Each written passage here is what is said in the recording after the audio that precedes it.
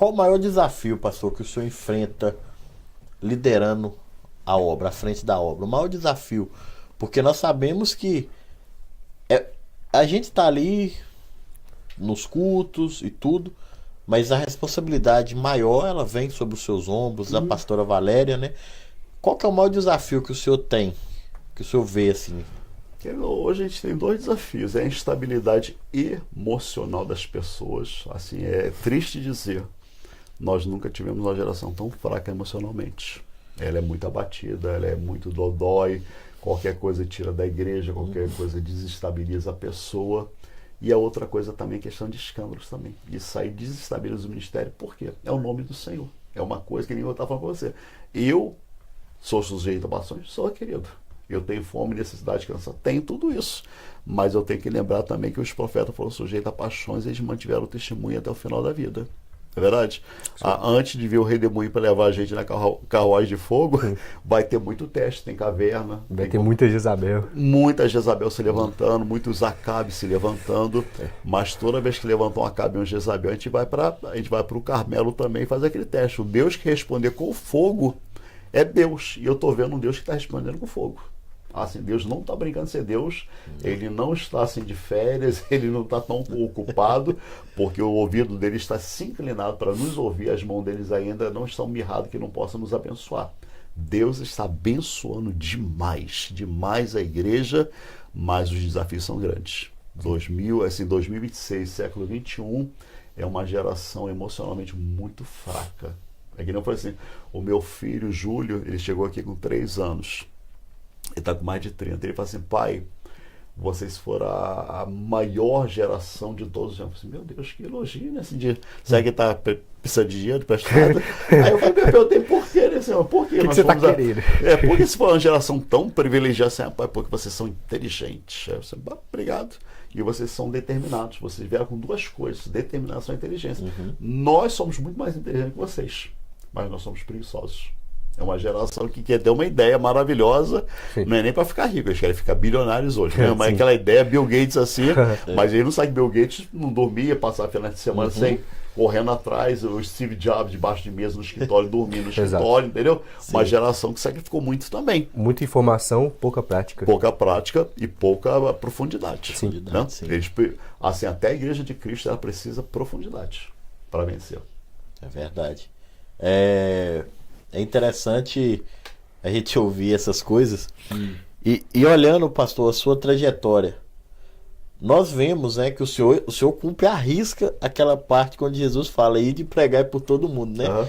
A Igreja da Fé é uma igreja que ela tem investido tempo, tem investido recursos em obras pelo mundo todo. No Brasil, eu estava conversando com uma pessoa, eu não me lembro quem, falou que tem uma obra da Igreja da Fé numa cidadezinha chamada Buíque, no interior do Pernambuco. Meu pai mora na divisa da Bahia com Pernambuco e Buíque é uma cidade bem pequenininha.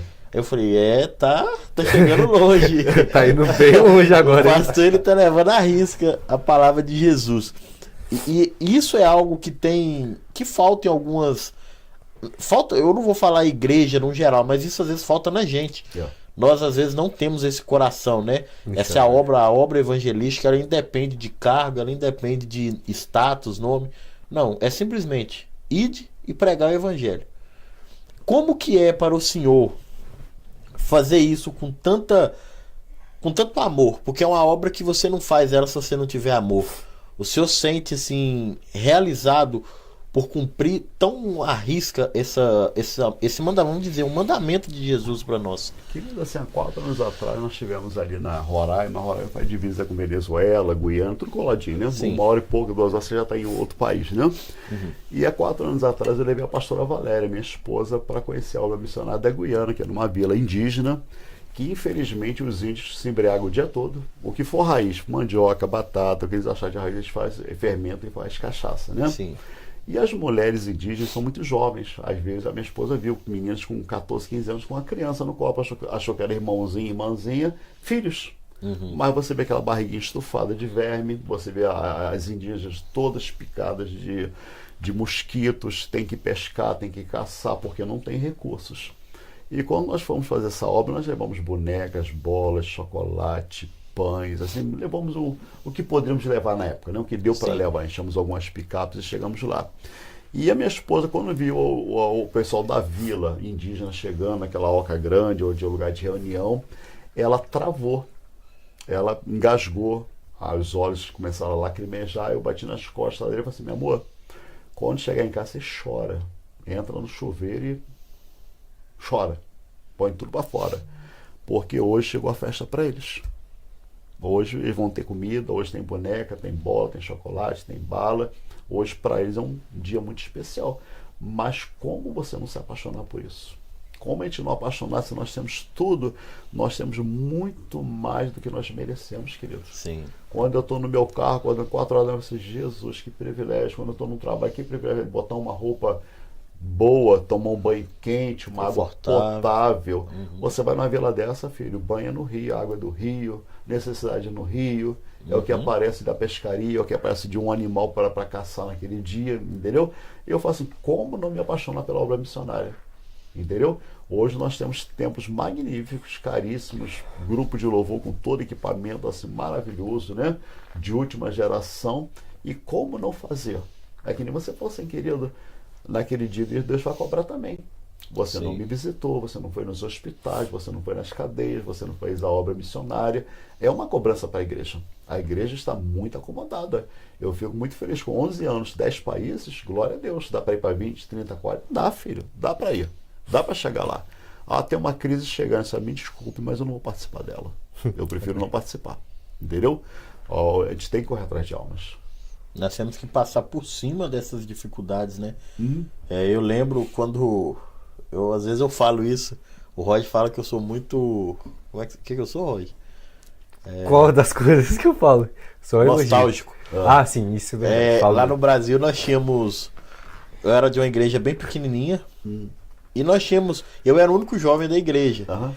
E o pastor, ele tinha 3 filhos, só que eles iam na sede. E ele ficava lá na congregação que ele estava liderando. Aí ele fazia o dia do evangelismo. E era interessante que ele reuniu os filhos dele, eu e alguns membros da igreja, e nós saímos pelo bairro, andando, pregando, falando do amor de Cristo. Éramos recebidos nas casas, fazíamos orações. E teve uma vez que nós fomos em um lugar, estava tendo uma festa, um churrasco. As pessoas pararam o churrasco, receberam a gente orou. E eles foram domingo no culto. Nossa. Então a gente vê como é gratificante fazer a obra de Deus. Muitos vão dizer não, mas também muitos vão dizer sim. Exatamente. Muitos vão receber aquilo. E nós não estamos levando nada além do que a palavra de Deus, que é algo o mais precioso. E para aqueles que têm necessidade também, se leva o alimento, levam a água, um brinquedo, um momento de lazer também. E isso é... Deus, ele está aqui para proporcionar também, né? Se nós tivermos a possibilidade de fazer, temos que fazer. E isso é algo que eu me alegro em fazer parte disso, né? Hoje nós estamos aí no Ministério Igreja da Fé, já vou fazer 3 anos que eu tô lá. E eu nunca estive em um ministério que fizesse isso. Tendo seriedade. Com tanto compromisso e seriedade nesse sentido, né? Nessa obra. Porque hoje as pessoas, elas... É igual você falou, né? Sempre uma dificuldade. É uma crise, é uma dificuldade aqui, uma dificuldade ali. Não, dificuldade nós vamos ter. Mas temos que fazer aquilo que Jesus nos chamou para fazer. E a ordem é clara, ir de pregar o evangelho. A toda criatura. Hoje o senhor, quando o senhor sai daqui para ir para o Brasil, o senhor vai de avião. Rapidamente. Sim, se o senhor tiver que ir numa igreja em Moçambique ou na Guiana, o senhor tem esse meio de transporte. Isso já é algo de nos alegrarmos, porque se fosse na época do apóstolo Paulo... Leva meses para chegar a viagem de barco. Os barcos. Exatamente. Naufrágios. Meses. O homem naufragou 3 vezes fazendo a obra do Senhor. Foi picado por cobra. Cobra, quando chega em Malta, né? Aham. Você Ataque vê? de pedra ainda, Não. ataque do povo. 5 vezes chicoteado por chicote, 3 vezes por varas, 3 naufrágios, foi apedrejado, foi dado como morto. E a obra não parou não, querido. Imagina se ele ficasse se lamuriando do que está acontecendo na vida dele. O nome do Senhor está sendo engrandecido. Cada cadeia que ele pegava, até os pretorianos ficavam sabendo do amor de Cristo pela vida de Paulo. Sim. Até na cadeia o carcereiro se convertia. É.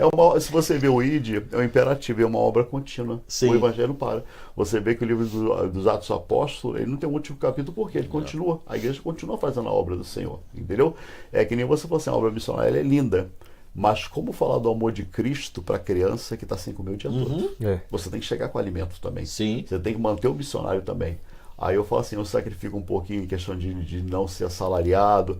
Filho, não faz diferença nenhuma para mim. Nenhuma. Enquanto eu tiver força para trabalhar, vou estar trabalhando, vou estar fazendo. Eu acho que se toda a igreja determinasse seus 10, 15% para a obra missionária, haveria menos fome no mundo, menos carência, menos necessidade, porque a igreja do Senhor, ela cumpria com toda a comunidade, não havia carência por ninguém. Por quê? Eles faziam a obra, gratificavam pelo pão, e não havia falta de nada entre ninguém. Era a igreja do Senhor. Era uma obra social maravilhosa. Se a igreja cada igreja local, querido, tirasse 10, 15% para fazer a obra assistencial, a pobreza no mundo era muito menor. Era muito menor, com certeza. Isso que me faz ficar indignado, porque a gente vê muitas pessoas realmente trazendo pessoas que são caras aqui. E ao invés de investir isso em missões, pessoas que estão realmente precisando, elas investem em pregadores famosos, em cantores, pessoas que, ok, que bênção, né? Tá trazendo a palavra. Só que, e se esse dinheiro fosse para alimentar almas, salvar vidas? E a gente tá gastando com outras coisas que não são necessárias. A gente tem pregadores na igreja, a gente tem pessoas que... Tem muito bom, querido. Sim. Quando você conhece o pregador que está subindo num púlpito, é melhor do que vem de fora. Com certeza. Eu mencionei uma pregadora, não vou mencionar se eu vou ser processado, já falei na igreja, né? Já estou no YouTube, né? 4.500 dólares para vir pregar 1 hora. Eu acredito que depois da pregação dela, ninguém vai ressuscitar, ninguém vai ser curado da vista, ninguém vai sofrer um grande... Porque não tem grande, porque a palavra foi dada para ela de graça, porque ela está cobrando 4.500 dólares. 4.500 dólares, filho, eu mantenho a obra missionária um bom tempo em Moçambique, alimentando o pregador, a família dele, e mais a congregação. 4.500 dólares é pensa muito assim, dinheiro. 4.500 dólares. Quantas famílias que não posso ajudar com esse dinheiro? Aí eu tô alimentando uma Meu cantora. querido, nós pagamos aluguéis, nós ajudamos com carros, com necessidades, compramos já agasalho para famílias no inverno, porque eu sei que precisa.